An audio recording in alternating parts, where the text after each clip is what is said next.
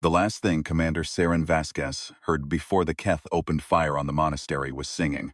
She was 40,000 kilometers out, running dark on the Harrier's passive arrays, watching through the thermal scope as the stone complex on Vareth III's northern continent lit up in fragments of orange and white. The monks down there, the Vela Order, 1,200 of them, most too old to fight, had been singing a dawn hymn when the drop pods hit. She picked up the audio for 4 seconds before the signal died. She filed the sensor log and didn't look away. That was 6 months ago. She had filed a lot of logs since then. The United Earth Expeditionary Command didn't like what she'd put in them. The briefing room on Meridian Station smelled like recycled air and fresh paint. They'd refitted the whole command level after the war. New panels, new lighting, new chairs upholstered in gray that probably cost more than Vasquez's first ship. Admiral Torin presided from the head of the table, flanked by 2 officers from the Strategic Futures Directorate whose names she hadn't bothered to learn. The holographic display above the table rotated slowly, showing the Keth Empire's current known territory. A cloud of red that had grown 30% in 4 years. The Vareth action was a Keth internal security matter, said the man to Torin's left. The Vela Order had been transmitting on restricted frequencies. They were transmitting a prayer signal on a frequency that has been used for interstellar religious broadcasts for 200 years, Vasquez said. The Keth filed a diplomatic complaint 3 days before they killed 1,200 people. Commander. Torin's voice carried the particular weight of a man who had rehearsed this conversation. The Cascadia Accords require us to respect Keth territorial authority. The monastery was inside the occupation boundary established by Treaty 7. I'm aware of what Treaty 7 says, sir. Then you understand why this office cannot act on your recommendations. She looked at the red cloud on the display. And if it keeps growing? No one answered. One of the Strategic Futures officers made a note on his tablet. She was formally reprimanded the following morning and reassigned to convoy escort duty in the Aldani corridor. It was not, she was given to understand, a prestigious posting. The Caldwell was 31 years old and showed it. She was a cruiser in the way that a retired boxer is still technically a fighter. The architecture was right, the will was there, but some of the joints had been replaced twice. And the original manufacturer no longer existed. Her wave compression drive had been refitted from a decommissioned ore hauler. Her point defense grid had a 2-second lag on the portside band that the maintenance crew had been trying to fix since the first Keth War. Her captain was a man named Ellery who ran a clean ship and asked no questions Vasquez didn't want to answer. She stood on the observation deck on the 3rd night out of Meridian and watched the stars and thought about the singing. She had served 11 years. She had survived 3 engagements and 1 full battle. She had done everything she was asked to do, and a good deal more that wasn't technically in her orders. And she had filed every report accurately and watched every one of them get quietly absorbed into the bureaucratic machinery and never emerge. The Keth had taken 8 inhabited systems in 4 years. The Strategic Futures Directorate had been renamed twice and relocated once and had produced, as near as she could tell, 0 futures. She thought about what the Vela monks had been protecting. All 1,200 of them. What you choose to die for tells you something about what you believe is worth living for. A light pulsed on the deck below her, tight beam calm, scrambled private band. She looked at the source code and went very still. It was from Harlan Mace. Mace was technically retired. He had been chief engineer on the UE's Ardent when she was a junior officer. And before that, he had been on 4 other ships going back to the early days, when humanity had just figured out that the stars were full of things that didn't necessarily want them there. He was 71 years old and lived on a water station in the Tura system and built furniture when he wasn't working on things was not supposed to be working on. She read the message twice. Then she went to find Captain Ellery and explain that she needed to make a brief detour. The water station was called Waymark 7, which told you everything about how the people who named it had felt about the place. It hung above an ice giant's upper atmosphere, tethered by collection filaments that dipped into the cloud layer and came back up laden with hydrogen compounds. There was a crew of 9 and a machine shop and a common room that smelled like solder and old coffee, and in the back of the machine shop, under a tarpaulin that had seen better decades, was the thing Mace had been working on. It had been a frigate once, a class that Earth had stopped producing before Vasquez was born, because more modern designs were available, because old ships were inefficient, because the Strategic Futures Directorate had determined that the best path to security was the largest possible fleet of new vessels loaded with the most powerful weapons available. The frigate's hull was pitted and scarred in ways that told stories. Someone had welded additional plating onto the port bow. Someone had rebuilt the engine cowlings from scratch. Someone had spent a very long time doing work that only made sense if they believed the ship was going to be needed. "She'll fly," Mace said, patting the hull. Not proudly, practically, the way an old craftsman talks about a tool. "For how long?" Vasquez asked. "Long enough." She walked around the bow and looked at the nameplate. The original had been removed and replaced with something hand-cut from scrap plate, the letters uneven but legible. She ran her thumb along the edge of the letters. "You've been doing this for 3 years," she said. "4," Mace said. "Started after Varath 2. Before the monastery, before the singing." She didn't say that. "Who else knows?" He handed her a data chip. She looked at the list and felt something shift in her chest. Not hope exactly, but the precursor to it. The shadow that hope casts before it arrives. There were 11 names. She recognized 8 of them. Pilots, engineers, a navigation specialist who had been officially discharged after publicly disagreeing with Torin's fleet reallocation plan. People who had filed reports. People who had been quietly rerouted. "They haven't been charged with anything," Mace said. "Nobody's done anything yet that crosses the line. But the line's been moving." "We'd be crossing it," Vasquez said. "Taking this ship out without authorization, yes." He didn't elaborate. He didn't need to. She looked at the nameplate again. Then she pocketed the data chip. "How long to get her ready?" 3 days, you have 2. The first day was engines and seals. The second day was weapons calibration and crew arrival. In small groups, staggered intervals, in civilian transports. The way people arrive when they're not supposed to be arriving anywhere at all. Vasquez ran each of them through a systems check and a quiet conversation in the machine shop, while Mace clattered in the background and pretended not to listen. She wasn't looking for commitment. She had the data chip for that. She was looking at faces. She was looking for the things she'd seen in her own face in the mirror on the Caldwell's observation deck. The flat, tired, unfrightened calm of someone who has already done the calculus and found that the alternative is worse. She found it in every one of them. A woman named Okafor had been a sensor operator on a border station that the Keth had quietly encircled 2 years ago. The station was still technically Earth sovereign territory. The Keth had simply established a patrol ring around it and waited. There were 40 personnel on the station. Okafor was one of 3 who had been rotated out before the ring closed. She didn't talk about what that felt like, and Vasquez didn't ask. A kid named Torres, 23, flight-trained on the newest generation of interceptors, had resigned his commission 6 months ago. Vasquez asked why. He was quiet for a moment. "I kept getting orders not to intercept," he said. A man named Bikili had worked in signals intelligence and had a way of looking at things that made Vasquez feel slightly transparent. He read the crew manifest twice, put it down and said, "You know that when we leave, Torin will send something after us." "Yes." "What are we going to do about that?" "I'm working on it." He nodded as though this were a satisfactory answer and went to find his bunk. The hardest conversation was the one she didn't have until the last hour before departure. She had asked Lieutenant Commander Yael Adora to stay behind. Adora was the best navigation specialist she had ever worked with, and also for the past 8 months, the person Vasquez trusted most with silence. She had brought Adora the engagement ring back in April as a joke. They'd found it at a salvage market on Waymark 4, an old Earth design, gold with a blue stone, and Adora had worn it on a chain around her neck ever since, which was either deeply meaningful or deeply ironic, and Vasquez had not found the right moment to ask which. She found Adora on the upper deck, checking navigational feeds, and tried to explain why she wanted her to stay. It came out badly. It sounded like what it was, which was fear dressed up as practicality. And Adora listened to all of it without interrupting. And when Vasquez finished, she took the chain from around her neck and held out the ring. "You've spent 8 months not knowing me," Adora said, "and you still think I'm the kind of person who stays." Vasquez looked at the ring for a long moment. Then she looked at Adora. "Take navigation," she said.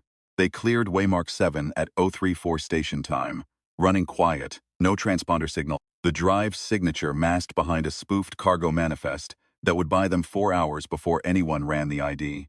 The Keth didn't know they existed yet. Earth Defense Command would know within the day. Vasquez stood on the bridge and watched the station fall away behind them and felt the weight of what they were doing settle into her bones. Not regret. She had no regret about the leaving. Only the specific gravity of a decision that cannot be undone. Course set, Adora said from navigation. Jump point in 19 minutes. Comms? Clean, said Okafor. Nobody's singing. Vasquez looked at her. Okafor looked back without expression. That was a joke, Okafor said. I know. Vasquez turned back to the forward display. It was good. They had been 3 days into transit when the long-range array picked up the Meridian Patrol Squadron. 2 ships, the UE's Corvus and the UE's Seraph, both Andromeda-class, both fully armed, running on a direct intercept heading. The Seraph was commanded by Admiral Torren's chief of staff, a woman named Commander Vance, who Vasquez had served with on the Caldwell, and who was, by any objective measure, both an excellent officer and a genuine obstacle. She'll want to talk first, Becula said. She will, Vasquez agreed. Vance's face had appeared on the comm screen 12 minutes later, tight, with the specific expression of someone who has been given an unpleasant order they've decided to execute cleanly.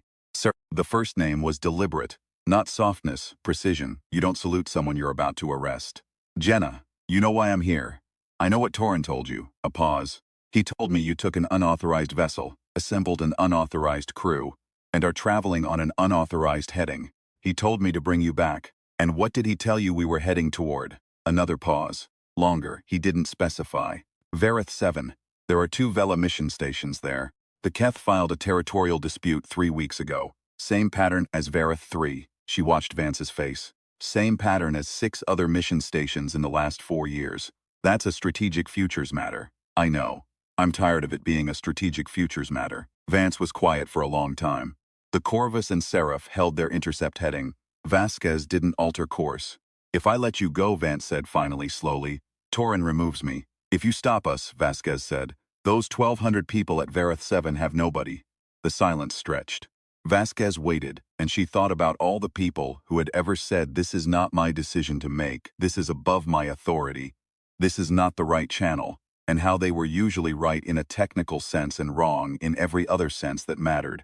I'm going to have to fire on you, Vance said. I know, I'm going to miss. The words landed quietly. Vasquez let them sit for a moment. Jenna, don't thank me, and don't make me regret it. The connection closed. The Corvus fired a warning spread 10 seconds later. Energy bursts that went wide by exactly the margin that an accurate gunner would not achieve by accident. The Seraph followed. 2 shots, both high. The patrol squadron turned back toward Meridian on a slow arc that said, in the language of ships, that they had done their duty and found it wanting. Vasquez watched them go. They know what we're doing, Torres said from the pilot station. Yes, and they're not stopping us. No. He was quiet for a moment, looking at the display. Then, so there are more of us than I thought. There always are, Vasquez said. They just need somebody to go first. Vareth 7 was a green world, smaller than Earth, with a northern continent that gave way to a permanent cloud belt and a string of mission stations run by the Vela Order along the temperate coastline. From orbit you could see the white domed structures, modest and deliberate, the way you see anything that was built to last. The Keth fleet was already there. 7 ships, 2 heavy cruisers, 4 frigate-class escorts, and a command vessel that Vasquez's intelligence files classified as a Kellogg-type dispersal platform, a carrier variant designed specifically for planetary suppression, capable of blanketing a surface with autonomous strike units and maintaining the pattern for 12 days without resupply. They had established a tight orbital ring and were running what looked like a declaration protocol. Standard Keth procedure before a territorial action, which was itself a courtesy more than a warning, the way a notification is a courtesy when the outcome has already been decided. 7-1, said Beckel, without particular alarm. We don't have to beat them, Vasquez said. We have to interrupt the protocol. Okafor looked up from sensors. If we break the declaration window, they have to file a new claim. That buys 72 hours. And in 72 hours? Vasquez looked at Adora. Adora looked back with the expression of someone who has already run the calculation. We put out the open signal, Vasquez said. Full spectrum, old emergency assistance protocol frequencies. Anyone in this sector who wants to be here. That could bring Earth Defense Command. It could. It could also bring, I know what it could bring. She looked at the display. 7 ships. White domes on a green coast. Okafor, start the burn. Torres, I want maximum drive noise. I don't want them guessing. I want them knowing we're coming. Bakil, open the old EA channels and start broadcasting. Everyone who ever filed a report. Everyone who ever got rerouted. Everyone who ever stood on a deck and watched something happen that shouldn't have happened. This is the address. They might not come, Beckel said. No, Vasquez said, they might not. The next 4 hours were the loneliest she had ever spent. They burned in hard, broadcasting on every frequency, making as much noise as a single frigate could make. The Keth fleet responded to the disturbance by tightening their orbital ring and redirecting 2 of the escort frigates toward the incoming contact. The declaration protocol was suspended while they assessed the threat. 72 hours purchased, potentially. Possibly less if they decided the Caldwell's unofficial little sister wasn't worth the paperwork. Vasquez stood on the bridge and watched the distance close, and didn't ask anyone how they were feeling, because she already knew. Torres was flying with the focused calm of someone who had found, finally, an order he could follow. Okafor had put on a pair of headphones and was listening to the broadcast frequencies, cataloging what came back. Mace was in engineering, which was where Mace always was when things were difficult. Adora was at navigation, plotting adjustments she hadn't been asked to plot, anticipating the options Vasquez would need before Vasquez needed them, which was what Adora did. She thought, this might be all there is. A noise, a delay, a 72-hour window that closes on an empty channel. She thought, it's still something. Okafor took off her headphones. Something on the mid-range bands. Keth? No, she adjusted a dial. I count 4 drive signatures, no 6, different classes. Coming in from 3 different headings. Vasquez went to the sensor station and looked at the display. The signatures resolved over the next 40 minutes. An old patrol cruiser from the Tura system. She didn't recognize it immediately, but the drive profile matched a class that had been officially decommissioned 7 years ago. A pair of light frigates running together, no transponders, broadcast windows showing scrambled credentials that were almost certainly as improvised as her own. A cargo hauler that had been modified so extensively that calling it a cargo hauler was more nostalgia than description. A survey vessel that was broadcasting on the EAP frequency and had also, visibly on the sensor return, added weapons hardpoints since its last registered inspection. And one more signature, coming in fast from the outer system, a drive burn that was too powerful for the hull profile. Something had been modified, something important. And she was still trying to parse the identifier when Bickel said, in a voice that had lost most of its composure, Commander. The 6th signature, that's Vance. The Seraph was running without her patrol partner. She had also, judging by her heading, not been dispatched by Torin. She had come on her own to an authority, which meant she had decided, somewhere in the 4 hours since Vasquez had last seen her face, that some things are more important than the orders you've been given, and some things are more important than the career you've built, and some things are simply more important, full stop, in a way that needs no further qualification. Vasquez stood at her station and looked at the constellation of drive signatures converging on Vareth 7 and felt the thing that had been a precursor arrive as itself, not the shadow of hope, but the thing, present and undeniable. She opened the comm. All units, this is Commander Saren Vasquez on the UEs. She paused. She looked at the nameplate on the bridge wall, the letters Moise had cut by hand, uneven and legible. This is the UE's persistence. You didn't have to come. Thank you for coming. We have 72 hours, and we have 7 Keth ships, and we have each other, and I want you to know that I think that's enough. She paused again, because she had not planned this speech, and it was running long, and she was not, by nature, a person who made speeches. When you're ready. Torres looked at her from the pilot station. He was 23, and he had resigned his commission because he kept getting orders not to intercept.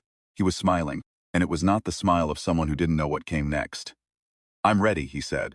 The Keth Declaration Protocol had not been designed to account for a coordinated response from a non-military assemblage of mostly decommissioned and technically unauthorized spacecraft.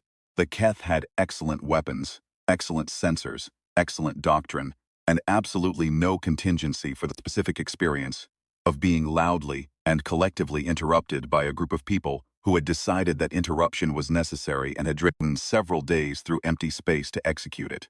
They were still reorganizing when the persistence led the approach. Vasquez didn't use the wave compression gun.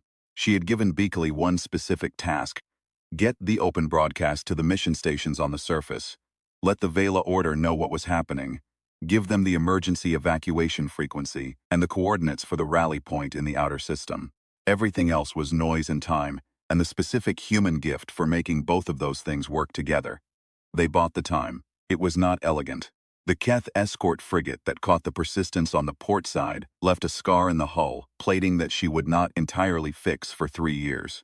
Torres flew through the tight space between two Keth cruisers in a maneuver that the Academy's flight manual would later describe, in an appendix that attributed it to an unnamed pilot in an unnamed incident, as theoretically possible. The cargo hauler took a direct hit to its secondary drive and kept going. One engine and a very stubborn crew, because stubbornness is the thing that looks most like courage from the outside and most like desperation from the inside, and is in fact both.